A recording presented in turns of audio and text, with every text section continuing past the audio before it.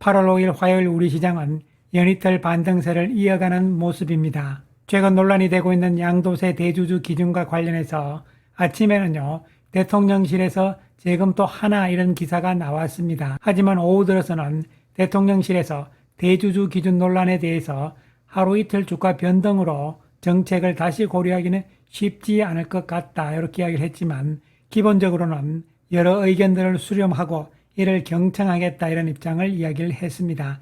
이에 따라서 여당에서는 재검토에 착수했다는 보도가 나오기도 했습니다. 어쨌든 양도세 기준과 관련해서 시끄러운 하루의 모습이었는데요. 코스피는 1.60% 상승을 하면서 3,200에 거의 근접을 했고요. 코스닥 역시 1.85% 상승세를 보였습니다. 어쨌든 중요한 것은 이번 세제 개편안의 입법 예고 기간이 8월 14일까지입니다. 이 안에는 대주주 기본 요건이 결정이 될 것으로 보이는데 어쨌든 하루 빨리 결정이 되는 것이 좋습니다. 이와 관련된 불확실성이 100% 완전히 제거된 상황은 아직은 아닌 것으로 보입니다. 하지만 시장 전반의 모습은 좋은 모습이었고요. 이에 따라서 셀트리온 역시 2.24% 상승세를 보이면서 17만 7,800원을 기록을 했습니다. 연이틀 장대 양봉의 모습을 보이는데요. 이 박스권을 돌파를 했다가 다시 박스권 안으로 들어와 있는 상황이 되는데 거래량의 모습을 보았을 때는 박스권에서의 등락 과정으로 해석을 할 수가 있겠습니다. 오늘 자사주는 사지 않았고요. 공매도는 4만 3천 주대, 외국인들은 141억의 매수, 기관들은 29억의 매수를 보였습니다. 대주주 요건과 관련된 논란 속에서도 외국인들은 월요일, 화요일 연이틀 매수 우입니다. 오늘 외국인들의 매수 강도는 좀 더 강해지는 모습이고요. 기관들도 연이틀 매수 우이긴 하지만 월요일 날은 금융투자 쪽에서 매수를 많이 한 것이었고요. 오늘은 투신권과 연기금의 매수가 뒷받침이 되면서 어제 이은 강세가 나타난 모습입니다. 외국인들은 7월 1일부터 현재까지 42만 주대의 매수 우인데요. 중간중간 흔들림이 있긴 하지만 꾸준하게 기조적으로 봤을 때는 매수 기조가 지속되고 있는 상황으로 해석을 할 수가 있겠습니다. 한편 셀트리온은 내일이죠. 수요일 날 2분기 실적 확정치를 발표가 예정이 되어 있는데요.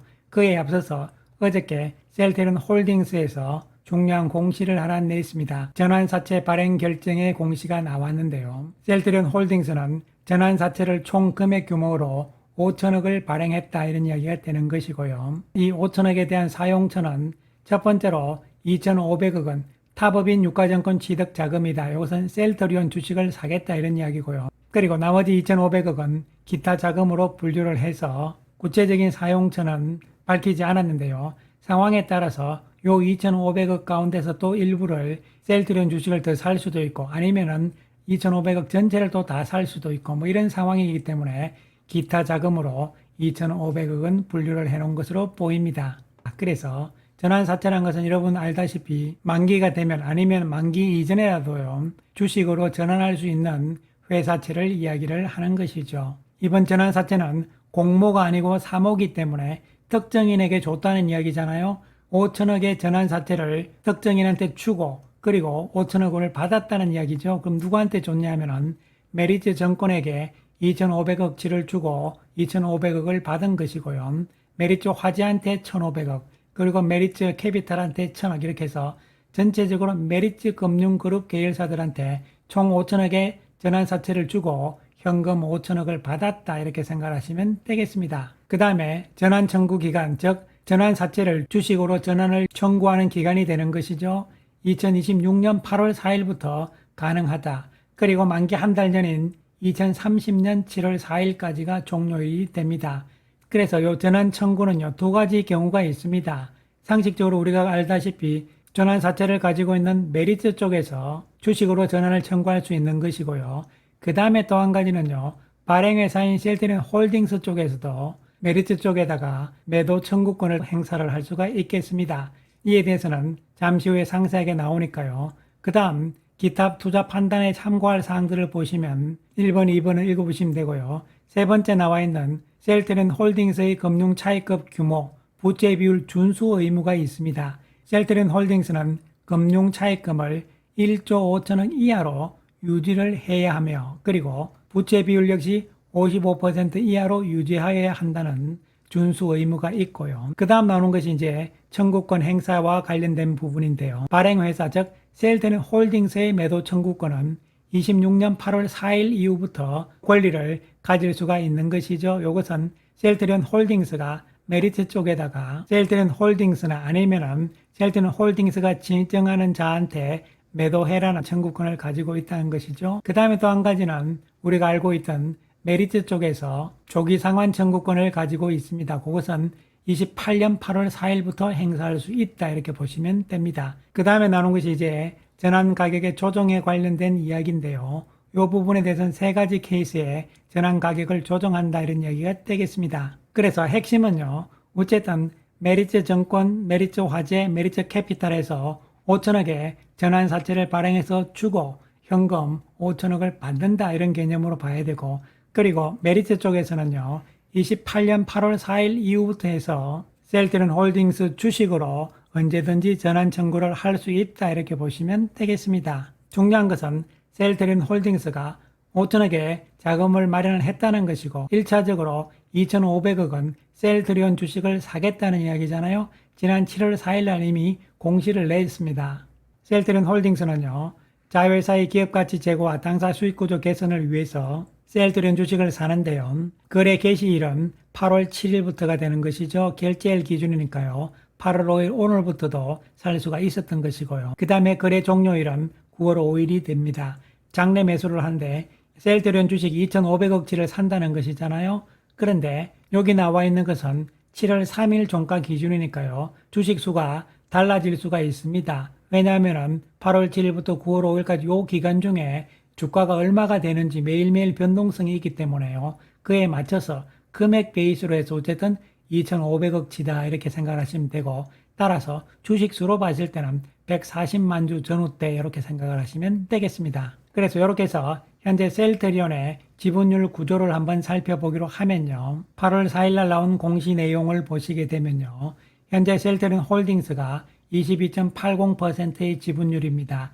여기에다가 약 140만 주 정도를 앞으로 한 달에 걸쳐서 더 산다 이렇게 생각하시면 되고요. 그 다음에 셀트리온 스킨큐어가 셀트리온의 주식 2.07%를 현재 가지고 있고요. 서정진 회장이 3.96%의 지분율을 가지고 있습니다. 그 외에 쭉 나옵니다만요. 그래서 1차적으로 메리츠 금융그룹을 통해 가지고 전환사채 5천억치를 발행을 했다. 그 다음에 나머지 5천억에 대해서도 셀트리온 홀딩스는 자금을 마련할 수 있다고 이야기를 한 바가 있기 때문에요. 향후 셀트리온 홀딩스의 자금 확보 부분, 그리고 그 자금에 대한 활용도 이런 부분들을 주시할 필요성이 있는데요. 홀딩스는 앞으로 단순한 지주회사 개념에서 수익을 내는 지주회사로 변화를 시도를 합니다. 그렇게 함으로 인해 가지고 나중에 미국 나스닥 상장 이런 부분에서도 여러 가지 조건들을 맞출 수 있기 때문이라고 보시면 되겠습니다. 물론 셀트리온 홀딩스의 나스닥 상장에 대해서는 언제쯤 할지는 아직은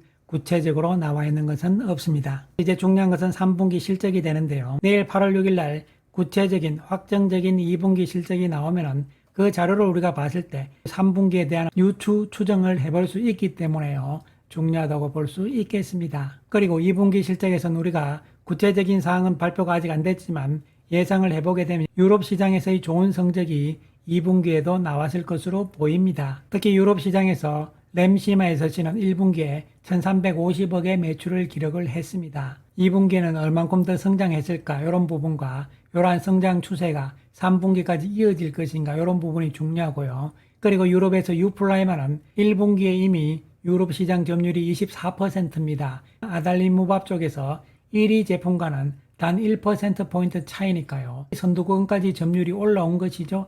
그만큼 매출의 규모도 증가할 가능성이고 2분기에는 유플라이마가 유럽 점유율 1위 가능성, 그리고 이에 따른 유플라이마의 실적 성장 이런 부분들도 구체적으로 눈여겨볼 필요성이 있고요.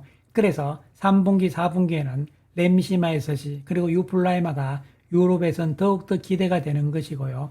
그리고 베그젤마 역시 유럽에서는 현재 점유율 1위입니다. 이어질 것으로 예상이 되고요. 그 다음에 중요한 것이 스테키마인데요. 스테키마가 유럽에서 작년 11월 1일 날 출시가 되었기 때문에 2분기 그리고 3분기 이렇게 시간이 지나면서 실적의 성장 속도가 어느 만큼 가속화되고 있느냐 이런 부분도 눈여겨볼 필요성이 있겠습니다. 그 다음 북미 시장에서도 2분기에 구체적으로 어떠한 성장세가 나왔는지 주목할 필요성이 있는데요.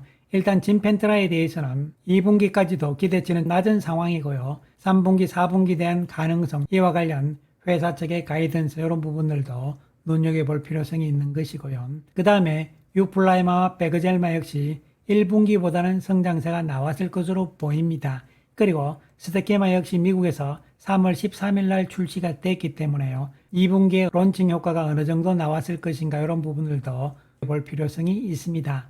미국 쪽에서는 인플렉트라가 꾸준한 상황이고 또한 트룩시마 역시 꾸준하게 점유율을 이어가고 있습니다.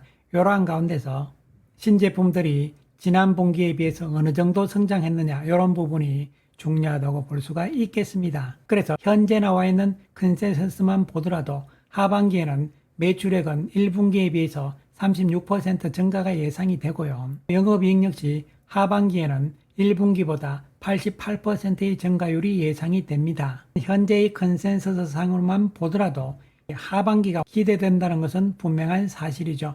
물론 확정 실적을 발표한 이후에 정권사들의 보고서들이 3분기, 4분기에 대한 전망치, 즉 컨센서스를 현재의 컨센서스보다 높아질 것인지 낮아질 것인지 이러한 부분들도 눈여겨볼 필요성은 있겠습니다. 단기적으로는 다시 박스권에 좀 갇혀있는 모습이긴 합니다만요. 7월 이후 수급적인 측면은 외국인 쪽에서 좀 더 좋아지고 있는 상황입니다.